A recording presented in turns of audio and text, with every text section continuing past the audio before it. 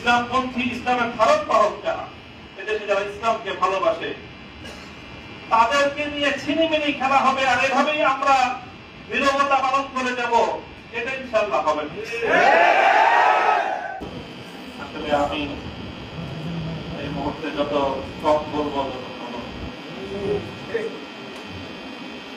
আমার মুহিব্বিন এবং যারা আমার এই দীর্ঘ 3 বছরের সারা যন্ত্রণা, সারা ভোগ, এই দুঃখ দুর্দশার যাতাকল থেকে মুক্ত করার জন্য অহর্নিশ ছুটেছেন, তারা তাদের সাথে সবটুকু ব্যয় করেছে যে আজকে স্বাধীন হওয়ার কথা। মাহফুজ সাহেবের মতো মানুষ একজনের বাড়িতে গিয়ে ঘন্টার পর ঘন্টা তারা কাছে দেখা করার সুযোগ পায় না। এই কথাটা যখন শুনতাম, হৃদয়টা দৌড়ে বুঝতে যেত গোটা আলেম সমাজকে কতটা মানে প্রতিপন্ন যে করা হয়েছে, বা আল্লাহ রাব্বুল আলামিনের কাছে আমি এর বিচার দিই, আর কারো কাছে না। কথা তো আসলে বলি, আগেও যে বলেছি, হয়তো বলার মধ্যে অনেক ভুল ত্রুটি ছিল, বলার আন্দাজ, বলার ঢং আমাদের ভুল, কিন্তু একটা কথা তখনও বলছি এবং এই 3 বছর কারা ভোগ করার মধ্যে থেকে অনুভব করেছে, এবং আজকেও বলছি যে আসলে সব কথা আমরা সবসময় খুব সুখে বলি না, আমাদের যে খুব বলতে মনে চায় সেজন্য বলি না, তা সেজন্য বলি বলতে মনে চায়, বলতে সুখ লাগে, আনন্দ লাগে, এই জন্যই সব কথা বলি না। আমি বুঝতেছি অনুভূতি সে ব্যাপারে আমার আছে, তবে একটা কথা কি, অনেক সময় মনে হয় এরকম, যখন ইসলাম, আল্লাহ, আল্লাহ রসুল এবং আলেম ওলামাদের সঙ্গে তাচ্ছিল্যপূর্ণ আচরণগুলো যখন দেখি, তখন নিজের পরিণামের কথা আর ভাবতে ভালো লাগে না, নিজের কি হবে সেটা ভাবতে আর ভালো লাগে না, যেন বলে ফেলি। জানি না আগামীতে আমি কতদিন এভাবে নীরব থাকতে পারবো, আমি জানি না, আমি বলতে পারি না। যদি এভাবেই আমাদের আলেম ওলামাদের সাথে আচরণ করা হয়, আমি আমাকে কোরবানি করে দেন বা কোরবানি করেছেন, কি করবেন, কি করবেন, কতটুকু করবেন আমি জানি না, তবে মনে রাখবেন উলামায়ে কেরামের সম্মান, মর্যাদা, ইসলাম এবং আলেম, ইসলামপন্থী, ইসলামের ধারক বাহক যারা, এদেশে যারা ইসলামকে ভালোবাসে, তাদেরকে নিয়ে ছিনিমিনি খেলা হবে, আর এভাবেই আমরা নীরবতা পালন করে যাব, এটা ইনশাআল্লাহ হবে। একটা জিনিস কি মনে রাখবেন, যে কিছু মানুষকে আল্লাহ পাক রব্বুল আলামিন সর্বযোগী তৈরি করেন, যে তারা কিছুটা ঝুঁকি নিয়ে সামনে অগ্রসর হয়। সমস্যাটা যেখানে হয়, সেই কারণটায় আমাদের কিছু মানুষের জন্য এবারের কষ্টটা, নির্যাতনটা একটু বেশি মাত্রায়, বেশি চাপ আমাদের উপর প্রয়োগ করেছে, যে জিনিসটা সেটা আমি বলে কমপ্লিট করতেছি।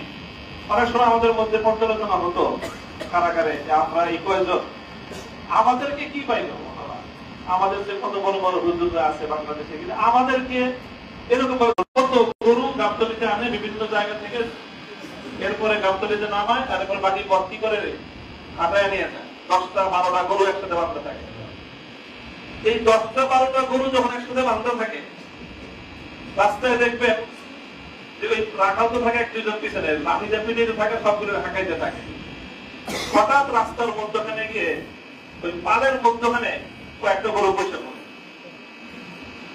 এখন 6টার মধ্যে 3টা বসে পড়ছে, রাস্তার মধ্যে বসে পড়ছে ক্লান্ত হয়ে, আর বাকি 3টা তো হিম্মত করতেছে এখনো যাওয়া। কিন্তু যখন 3টা পয়সা পড়ে, বাকি 3টার উপর যে কি প্রেশার যায়, ওই 3টা তখন বুঝতে পারে। 6টায় যদি দাঁড়ায় থাকতো, ধীরে ধীরে চলতো, তাহলে বাকি 3টাকে এই পরিমাণ চাপ তাদেরকে ভোগ করতে হতো।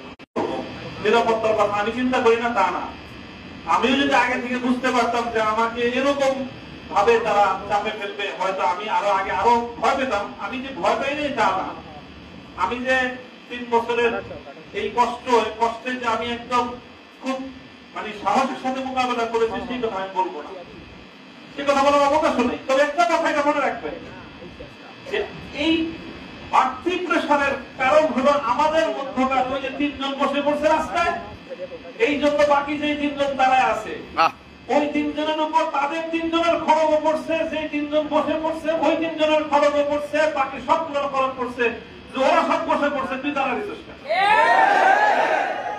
এটা হলো সমস্যা।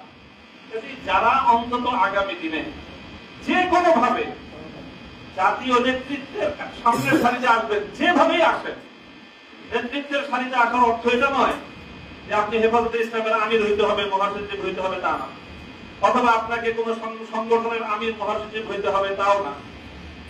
যারা যেভাবে নেতৃত্বের সামনের আসনে চলে আসবেন বিভিন্ন বিভাগীয় পর্যায়ে, জাতীয় পর্যায়ে, আপনাদেরকে এই কথাটা মনে রাখতে হবে যে আপনার দুর্বলতা শুধু আপনাকে নিরাপদ করে তা নয়, বরং আপনার দুর্বলতা আরো 3 জনের জন্য বাড়তি ঝুঁকি তৈরি করে। কথাগুলো আমি বলতেছি এখানে, সবাই গভীরভাবে অনুভব করবো ইনশাআল্লাহ। আল্লাহ পাক রব্বুল আলামিন আমাদেরকে হিম্মত দান করেন, তৌফিক দান করেন। এবং কথাটা আসলে ওইটাই চূড়ান্ত। 3 বছর চলে গেছে কারাগারে, কারাগার থেকে মুক্ত হওয়ার পরে আপনাদের এই ভালোবাসা, এই যে উচ্ছ্বাস মানুষের, এটাতে আমি খুব বেশি আপ্লুত তা না। তবে আমার কাছে মনে হয়েছে বারবার যে দুনিয়ার এই 3 বছরের কারামুক্তির পর এই উচ্ছ্বাসটা কতটা আনন্দের। তো সত্যিটা আনন্দ তখন হবে যখন কবর, হাসর, ফুলসিরাত পার হয়ে জান্নাতে গিয়ে প্রকৃত মুক্তির স্বাদ যেদিন আস্বাদন করতে পারবো, সেদিনই হবে আসলে প্রকৃত মুক্তি। যদি আমি সেই মুক্তির কোন পথ ব্যবস্থা না হলো, আপনাদের এই অভিনন্দন, আপনাদের এই সংবর্ধনা, আপনাদের এই উচ্ছ্বাস 2 পয়সার কোন মূল্য রাখে না। যে সকলেই যেন আমরা সেই চূড়ান্ত মুক্তির পথে সামনের দিকে অগ্রসর হতে পারি, এবং যারা সত্যের পথে চলে তাদের হাতকে শক্তিশালী করার জন্য, তাদেরকে সাহায্য করার জন্য, তাদের উপর ঝুঁকি তৈরি হলে সেই সময় নিজে যেন বাড়তি ঝুঁকির কারণ না হয়, বরং সেই সময়ে তাদের সহযোগিতা করার জন্য পাশে দাঁড়ানো উচিত। তাহলে পরিস্থিতিটা অনেকটাই সহজ হয়, অনেকটা সহজ হয়। আপনি 10 জন দাঁড়ায় আছেন, লাঠি নিয়ে আসলে পিটানোর জন্য 6 জন দৌড় দিছে, এবার বাকি 4 জনের উপর দিয়ে কি অবস্থা যায় এটা বুঝতে পারেন? যে লোক লাঠি নিয়ে আসছে, যখন আপনি লাঠি থেকে 3 জন দৌড়তেছে, 6 জন দৌড়তেছে, তখন তার মধ্যে শক্তি, সাহস অনেক বেড়ে যায়। তখন আর বাকি যে 4 জন দাঁড়ায় আছে ওদের অবস্থা তো যায় কিয়ামত ওদের উপর দিয়ে। আপনার যে বাকি 6 জন দৌড়তেছেন, আপনি তো শুধু নিজের নিরাপত্তার কথা চিন্তা করলেন, যারে মাঠে একা ফেলে গেলেন তার পরিস্থিতিটা কি হবে সেটাকে একবার ভেবেছেন? যারা নেতৃত্বের আসনে আছেন, ধারে কাছে আছেন, সবাই আগে এই কথাটা চিন্তা করে যদি মনে করেন যে হ্যাঁ আপনার মধ্যে আপনি সেই দুর্বলতাই খুঁজে পান, 6 জন সাথীকে ময়দানে একা ফেলে বাকি 6 জন আপনারা পালায়ে যাবেন, তাহলে দোহাই লাগে আগেই আপনি নেতৃত্বের আসন থেকে দূরে সরে যান।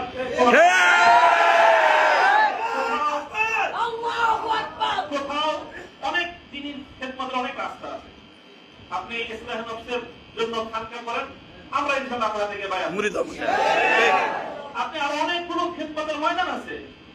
আপনি যখনই নেতৃত্বের কোন একটা জায়গায় থাকবেন, তখন আপনাকে মনে রাখতে হবে যে আপনি হয় বাতিলের মোকাবেলা করবেন, আর না হয় আপনি আপনার সাথীর জন্য আরো বড় কষ্টের কারণ হয়ে যাবে। কোনটা আমি হব, আপনি হব, সেটা আমাদের বিবেচনা করা উচিত। আল্লাহ পাক রব্বুল আলামিন